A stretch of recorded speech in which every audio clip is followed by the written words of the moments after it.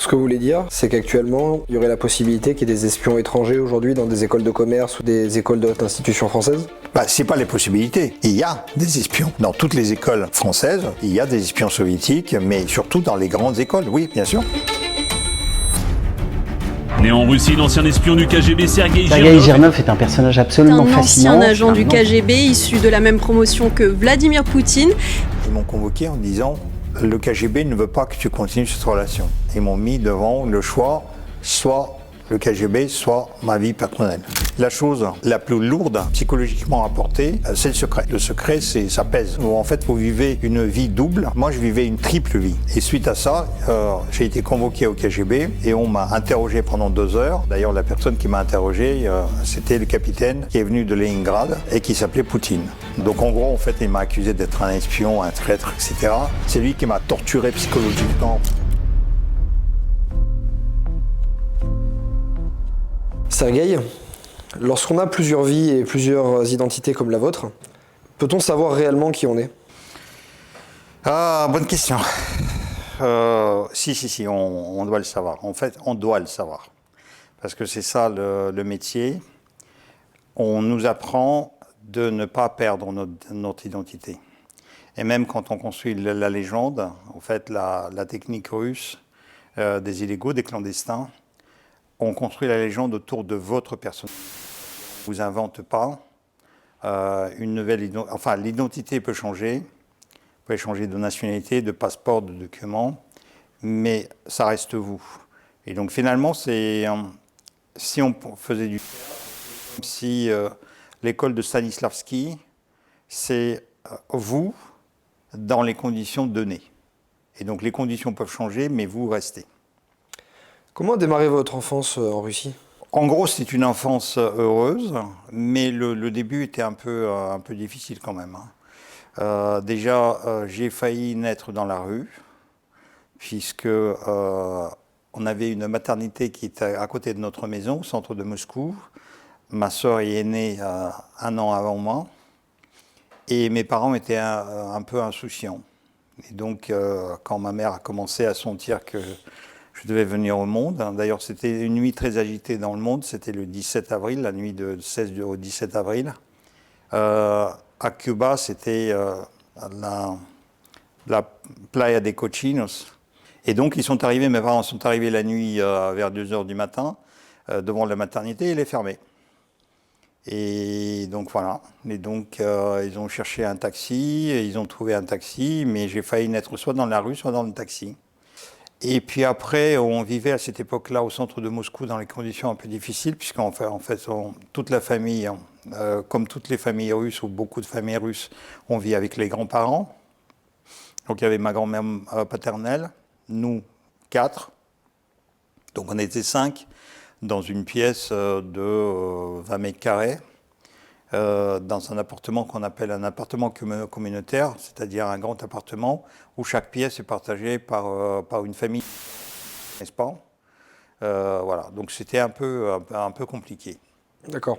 À ce moment-là, vous parlez d'une enfance qui était difficile, mais est-ce qu'avant vos 10 ans, vous vous rendiez compte de cette difficulté ou est-ce que c'était commun par rapport à votre milieu, aux gens qui vivaient autour de vous? En fait, c'est pas difficile, c'est particulier, parce que l'enfance difficile, pour moi, c'est lorsque vous êtes maltraité, lorsque vous avez faim, lorsque vous êtes déplorable.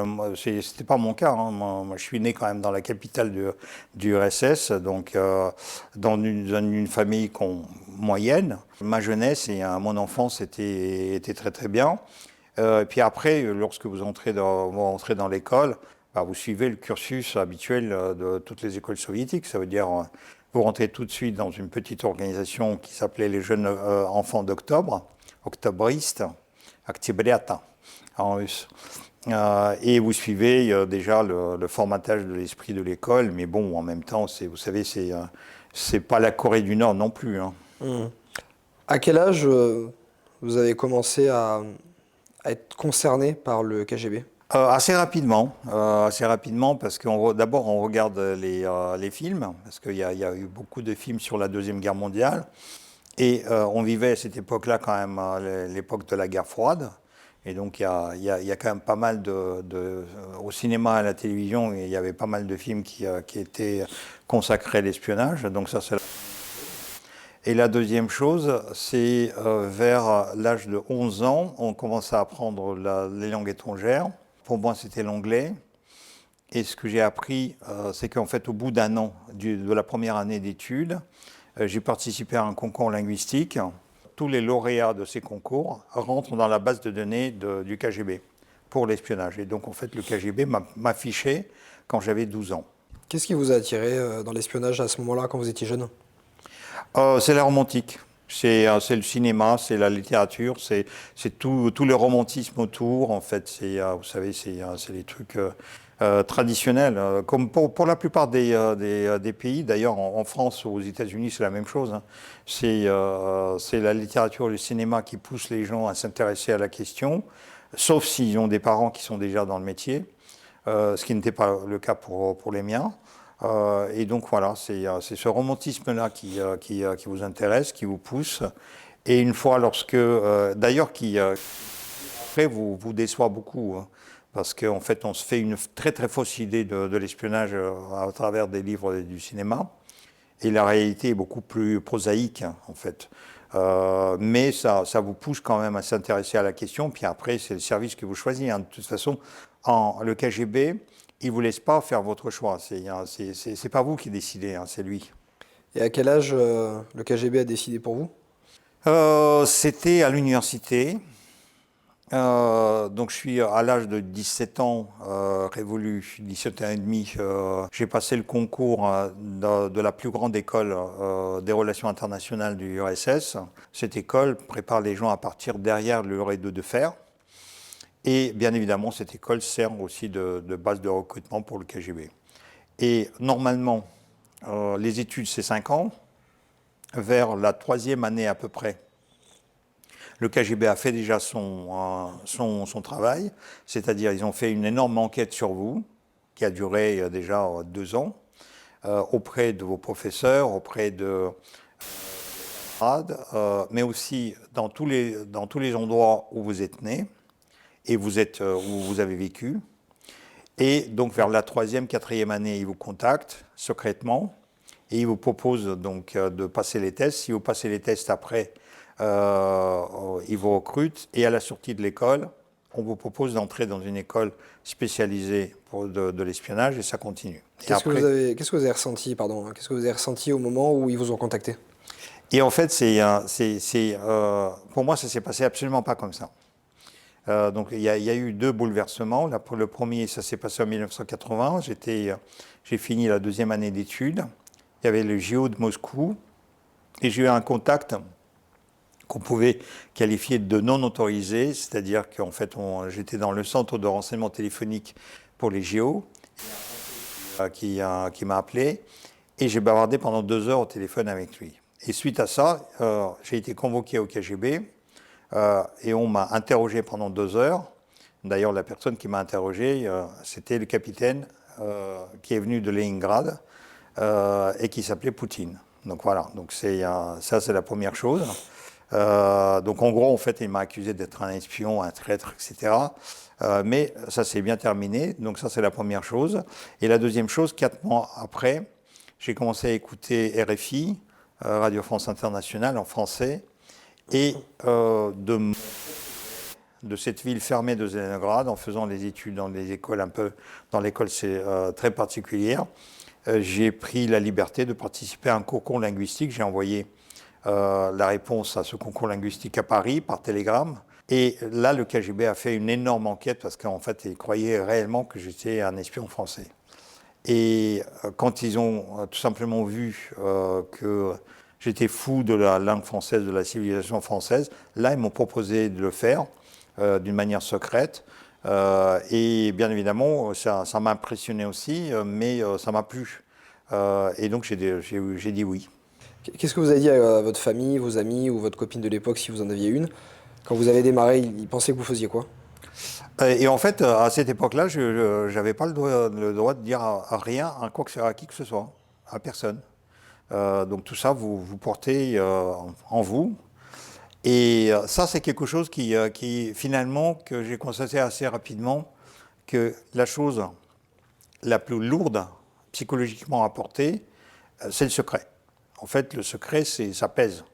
Et justement, quand on vous dit que vous n'avez pas le droit de le dire.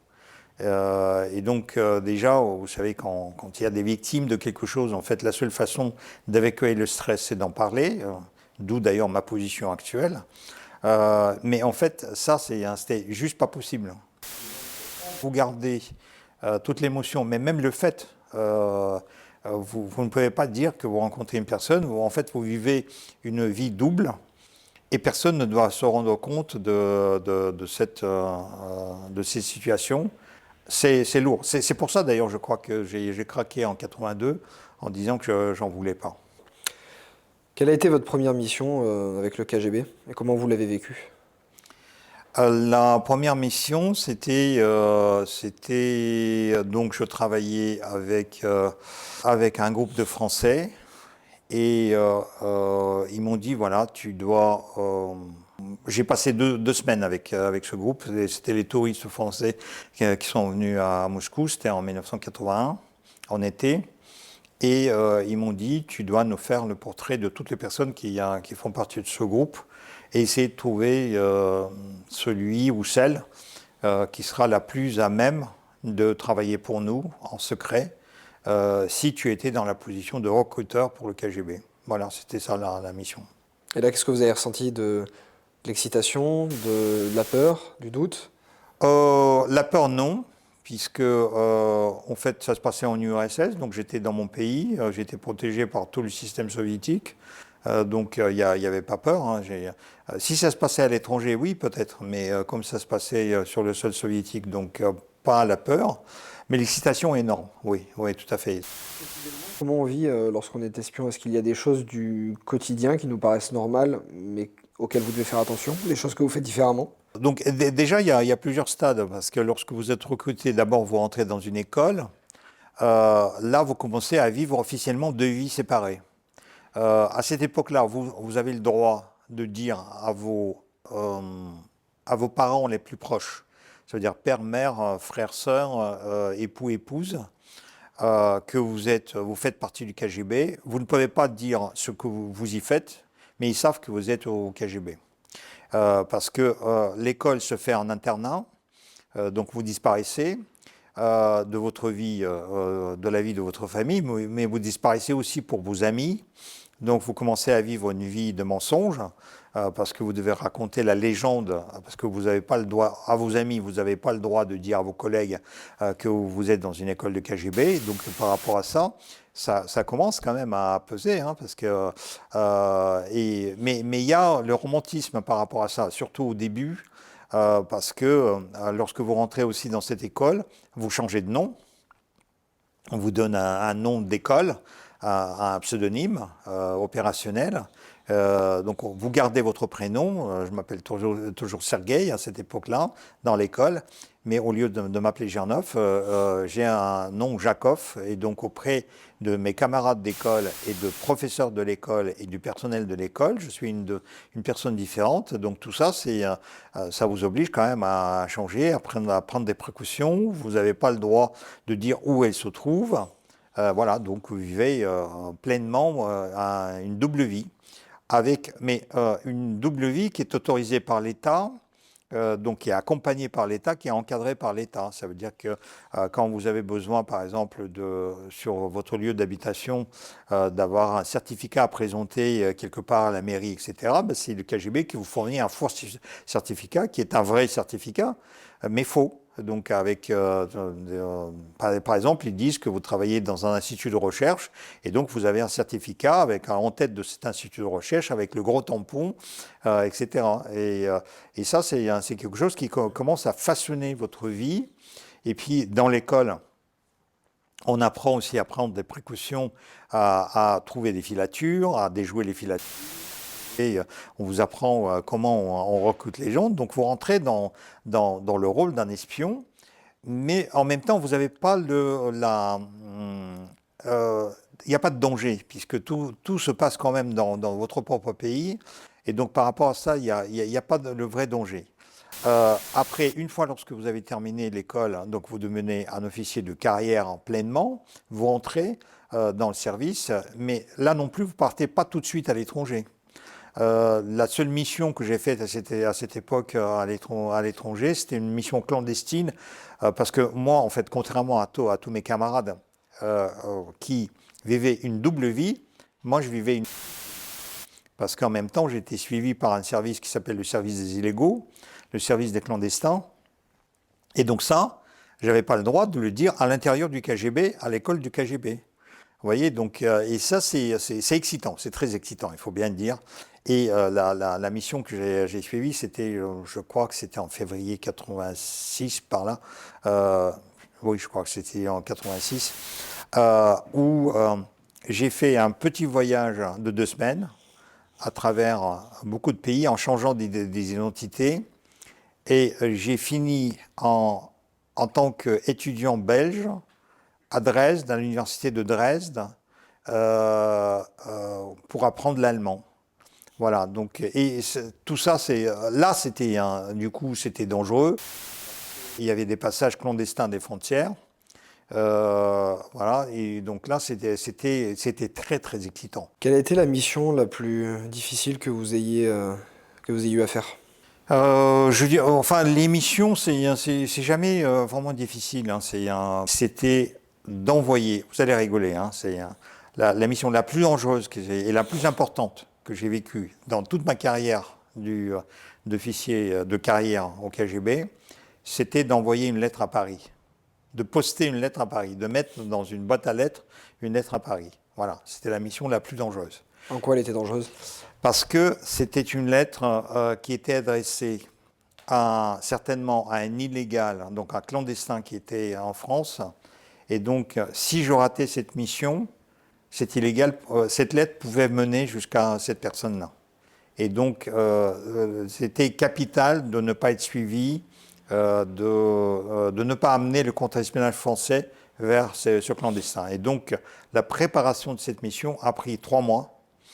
Et bien évidemment, avant de la poster, j'ai dû faire aussi ce qu'on appelle un énorme itinéraire de contrôle. J'ai passé 3 heures dans la ville de Paris en essayant de savoir si je n'étais pas suivi, etc. Donc voilà, c'est pour vous donner l'idée de la réalité de la chose et de la banalité en fait de la mission, mais de l'importance en même temps. Si le fait de poster cette lettre est contrôlé par le contre-espionnage français, la DST à l'époque, l'illégal sera démasqué, suivi, peut-être arrêté, mis en prison, etc., etc. Donc voilà, c'est l'importance. Sinon, la mission, celle qui m'a coûté le plus psychologiquement, c'était même pas la mission. C'est une chose qui s'est passée, c'était un test, mais un test cruel de la part du KGB, parce que donc une fois lorsque vous rentrez en fait dans le champ d'intérêt du KGB, il s'intéresse absolument à tout dans votre vie, surtout dans le service des illégaux, et vous leur obtenez comme la chose. En fait, vous devenez un serf. Et il vous demande de les prévenir des choses importantes de votre vie, y compris votre vie personnelle, intime. Et donc, ils vous disent, si jamais vous rencontrez une fille, ben, vous devez, avant de lui dire quoi que ce soit à elle, vous devez nous prévenir. Donc, je suis tombé amoureux d'une fille. Et bien évidemment, je suis venu voir mon officier traitant en disant, voilà, je fréquente quelqu'un. Il m'a demandé de faire l'affiche sur cette personne, ce que j'ai fait. Et au bout de 3 semaines, un mois, ils m'ont convoqué en disant, le KGB ne veut pas que tu continues cette relation. Et donc voilà, ils m'ont mis devant le choix, soit le KGB, soit ma vie personnelle. Ça a commencé à ce moment-là? Votre vision et votre relation avec le KGB a changé à partir de ce moment-là? Disons que je crois que la grande rupture, oui, on peut dire que c'est peut-être à cette époque-là que ça a commencé. De la remise en cause, en fait, la vraie remise en cause. Mais en même temps, je crois que je n'ai jamais été, si vous voulez, dans la soumission totale par rapport au KGB, puisque vous avez compris, face à mes 2 machins précédents, les Jeux Olympiques et le télégramme à Paris, je ne rentrais pas déjà dans les cases soviétiques. Et donc, en fait, je n'étais pas fait, en réalité, pour le KGB. C'est le KGB qui a voulu me faire rentrer. Donc, c'était un viol consenti, hein, si on peut dire comme ça. Ce n'était pas un amour, hein, ce n'était pas une relation amoureuse entre les deux. D'accord. Et à quel moment vous avez décidé d'arrêter le KGB? Qu'est-ce qui s'est passé dans votre tête à ce moment-là? En fait, c'est pas moi qui a décidé d'arrêter le KGB, c'est le KGB qui a décidé de s'arrêter. Et il s'est passé quelque chose qui ne se passe jamais normalement dans une vie normale, professionnelle. C'est qu'en 1991, au mois d'avril, il y a eu une tentative de putsch contre Gorbatchev, le président soviétique. Et le KGB a participé à ce putsch. Le putsch a raté. Et donc Gorbatchev a voulu tout simplement se venger de cette structure qui lui faisait même peur. Et donc il a décidé tout simplement de liquider le KGB. Moi, à cette époque-là, en 1991, j'étais en mission pour le service des clandestins à Paris. J'ai infiltré l'ENA. Donc c'était ma plus importante mission. On était en pleine mission. J'étais donc au centre de Paris. Et le KGB s'arrête. Le Parti communiste en Union soviétique, pour lequel le KGB travaillait, est interdit. Et le 25 décembre 1991, l'URSS se disloque, en fait se sépare en 15 pays indépendants. C'est la Russie qui prend le relais du KGB. Et moi, je suis en pleine mission, et donc en fait, je suis accompli. Je n'ai plus mon service pour lequel je travaille, je n'ai plus le parti communiste pour lequel on travaille, et je n'ai plus le pays pour lequel je travaille. Donc, bon, après, quand vous êtes en mission, vous continuez. J'en profite après d'un voyage en URSS en été 1992 pour rencontrer mes supérieurs en disant qu'est-ce qui se passe. Ils disent voilà, donc en fait le pays a changé, maintenant c'est la Russie, le KGB n'existe plus, le service d'espionnage est toujours là, c'est le même service, c'est les mêmes personnes, c'est les mêmes bâtiments, sauf que ça a changé de nom, ça a changé d'idéologie, et en réalité ça a bouleversé le service d'abord, et du coup, moi qui avais déjà des doutes par rapport à est-ce qu'il fallait le faire ou continuer ou pas, j'en ai profité en fait de dire, puisque c'est comme ça, je donne ma démission. Et en fait, c'était le seul moment où on pouvait démissionner tranquillement parce qu'en fait, le service, il y avait beaucoup de gens qui démissionnaient et le service les laissé partir. Donc, le service m'a laissé partir, voilà. Ouais. Et donc ça s'est passé d'une manière très très bien, très très bonne et pour moi et pour le service. Et à la limite, c'était même très bien. C'était le seul moment. Et j'ai su en profiter. Qu'est-ce qu'on vous demandait de faire à l'ENA? Quelle était votre mission?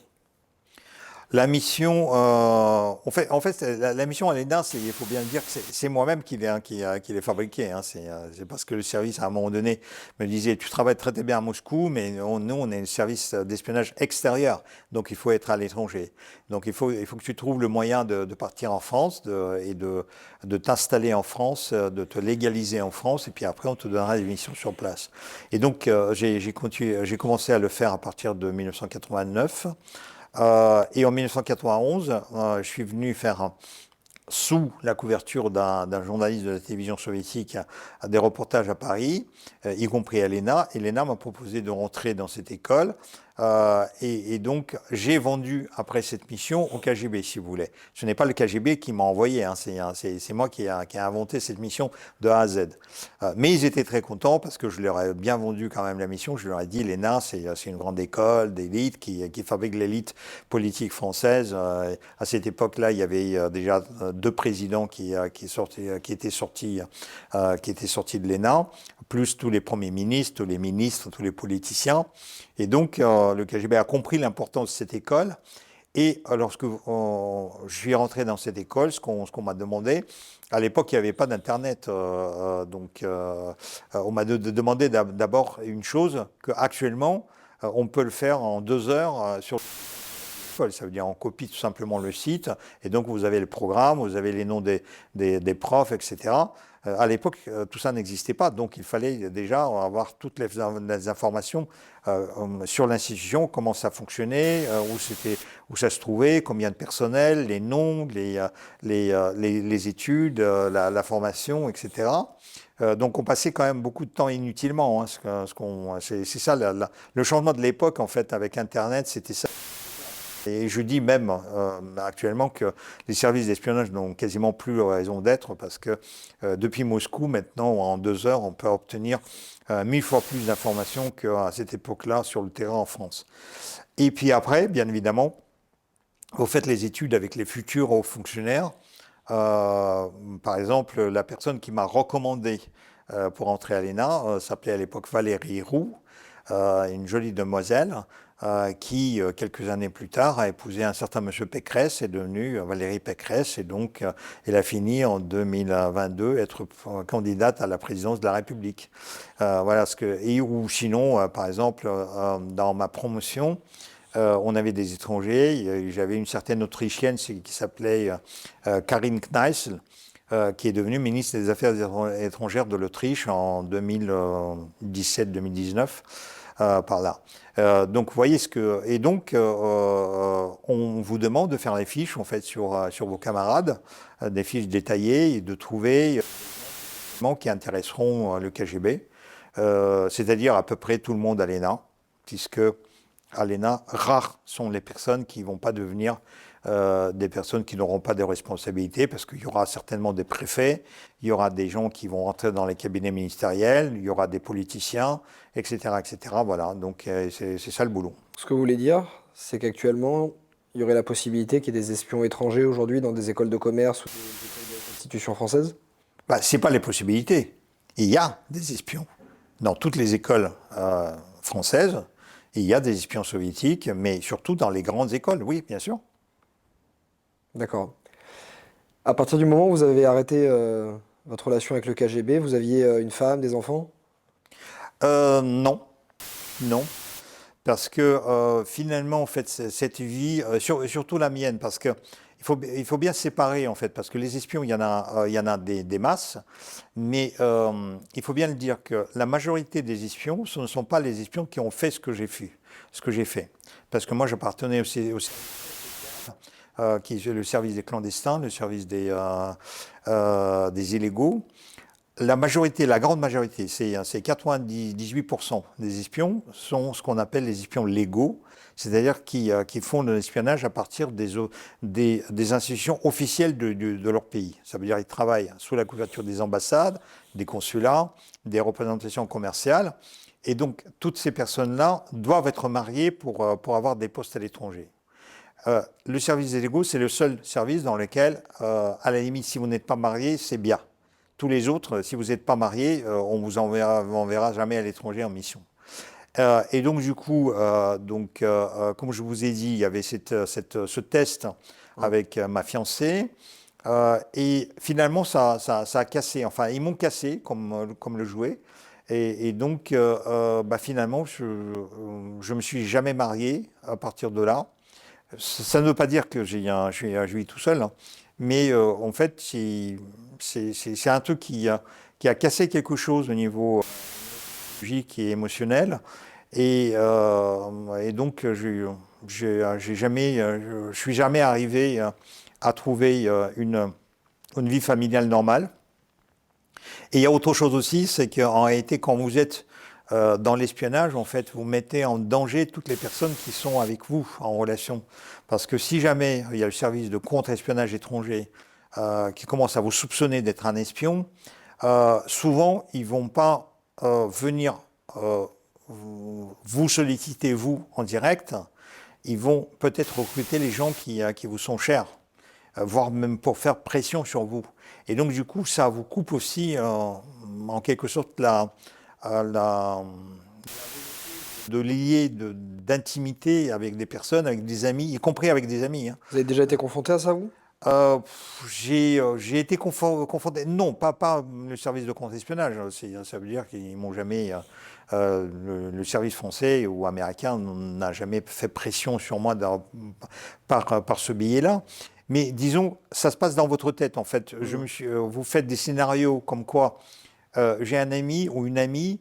Est-ce que si jamais, parce que en fait le truc c'est qu'il faut bien comprendre, c'est que les personnes qui peuvent vous trahir, ce sont les personnes avec lesquelles vous partagez votre intimité, qui connaissent vos secrets, qui connaissent votre vraie vie, qui connaissent votre vraie nature, votre vraie personnalité.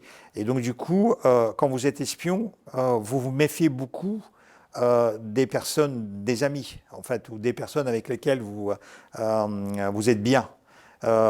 Et donc ça perturbe énormément votre vie émotionnelle, votre vie intime.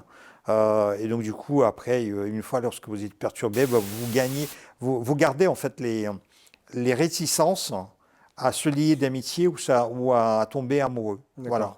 Donc du coup, je me suis jamais marié, j'ai jamais eu d'enfant. C'est un regret pour vous, ça? Vous savez, vous faites une raison de tout, hein, donc voilà. Pour ne pas péter les plombs, pour ne pas se retrouver sur un canapé comme celui-ci toutes les semaines avec un vrai psychanalyste ou un vrai psychiatre éventuellement. Vous insinuez que je suis un fou. Donc du coup, une raison hein, que c'est votre vie, de toute façon c'est comme ça et il faut vivre avec. Et aujourd'hui, votre vie, comment est-elle? Est-ce que vous vous sentez en danger? Quelle est votre relation avec la Russie? Ma vie toujours aussi bouleversée qu'avant, voire même plus bouleversée, parce qu'en fait, à partir de 2001, j'ai quitté la Russie parce que je me suis fâché avec mon service à partir de 1996, parce qu'ils ont essayé de me récupérer, moi je ne voulais pas. Ils ont essayé de faire la pression sur moi, j'ai bien résisté. Et donc là, du coup, on est rentré quand même dans un clash, même si c'est pas violent, hein, ça veut dire que j'ai pas eu les gens qui me tabassaient dans les rues, hein, mais c'était violent. J'ai fait un procès civil à mon service, même plusieurs procès civils. Donc ils ont commencé à me considérer presque comme un traître. Et donc j'étais obligé, en plus il y a Poutine qui est arrivé au pouvoir, et Poutine, contrairement à beaucoup d'autres personnes, moi j'ai vu tout de suite qui il était, à partir de 2000, voire même avant, quand il était nommé directeur du FSB. Je le connaissais quand même un tout petit peu. C'est lui qui m'a torturé psychologiquement en 1980, donc je savais parfaitement où il pouvait aller. Et donc, j'étais quand même très très rapidement, à partir de 1999-2000, dans l'opposition par rapport à la venue de ce personnage à la tête de l'État russe. Et donc j'ai quitté mon pays, je me suis retrouvé dans l'exil en France, demande d'asile politique, refus d'asile politique, donc passage pour faire appel de cette décision de l'OFPRA devant la commission des recours des réfugiés, danger d'être renvoyé en Russie, puis finalement statut de réfugié.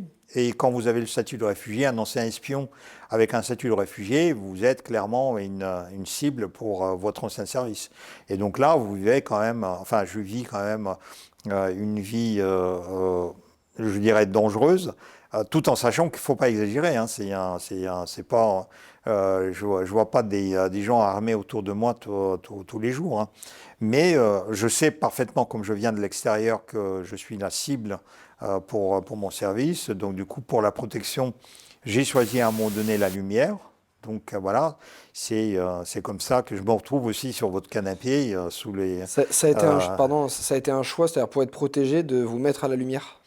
Pour tous les services, en fait, ça c'est la formule que j'ai trouvée. Pour tous les services de l'ombre, la seule protection, c'est la lumière.